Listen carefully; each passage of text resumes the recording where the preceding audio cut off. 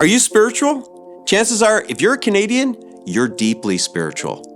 In a survey done by Angus Reid, they determined that 86% of Canadians pray. 42% pray weekly, 44% pray 2 to 3 times a month.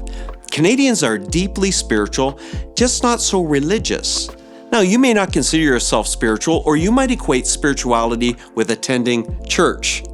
I grew up in a church that had a lot of rules. I mean, we had reasons, things you could do, things you couldn't do. And it felt like at the time, there were more things you couldn't do. I remember once sneaking to go to the movies. Now, that might sound silly to you, but even when I grew up in the church I grew up in, you weren't supposed to go to movies. That was not right. And there was a girl I liked. I took her to the movies. I thought I was getting away with it until someone from my church saw me going into the theater. That sounds so silly and even trivial. But a lot of people build rules around their spirituality, and it gives them a sense of being able to earn favor with God. If I do this, if I give this, if I attend this, somehow God will bless me. Religion has a way of making you earn favor with God, earn a connection with God. And so often it can be about what you're doing, but often it's about what you're not doing. And sometimes churches or even spiritual communities get known for what they're against more than what they're for.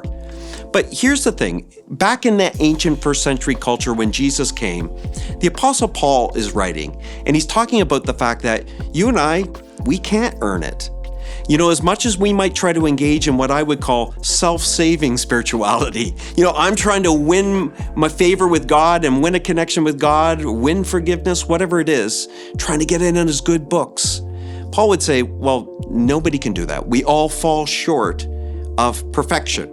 No one's perfect. We all fall short of, he calls it God's standard, the way God operates. And thankfully, God doesn't expect us to be perfect. So the Apostle Paul, he writes to a very ancient culture. And in his day, they're a lot like Canadians. Everyone was deeply spiritual. There was no option out of it. In fact, they saw the world this way, that every city, town, and village had 2 sets of inhabitants. It had visible ones, that's the people, and it had invisible ones, and those were the local gods. And the people gave and worshiped and did everything they could to make themselves pleasable to the gods so that they would bless them. But you never knew where you stood. That's kind of how religion works. Religion is about what you're doing or what you're not doing, and it keeps scores. And here's the truth, you'll never do enough.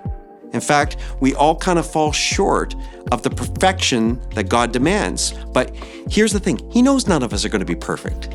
So he sent his son Jesus to make a connection with us. It's no longer about perfection, it's about a connection, a relationship. In Colossians chapter 1, verse 27, the Apostle Paul says this, you want to know the secret to a good life? It's Christ in you. See, you don't have to wonder whether God's pleased with you or loves you. He's already demonstrated by sending his son Jesus to you.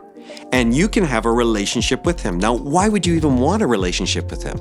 Well, have you ever noticed in life that sometimes you work so hard to climb these mountains and these hills, and you get on the other side of them, whether at work or relationships or anything, and you kind of left with this empty feeling? Well, you've been made for much more than this world could actually offer you. See, that connection and relationship with God not only helps you internally in your soul, but how about benefiting even the relationships around you and the life that you live that will matter? I want to encourage you. I know 86% of you pray. What if this week your prayer was simply this? God, I want to be closer to you.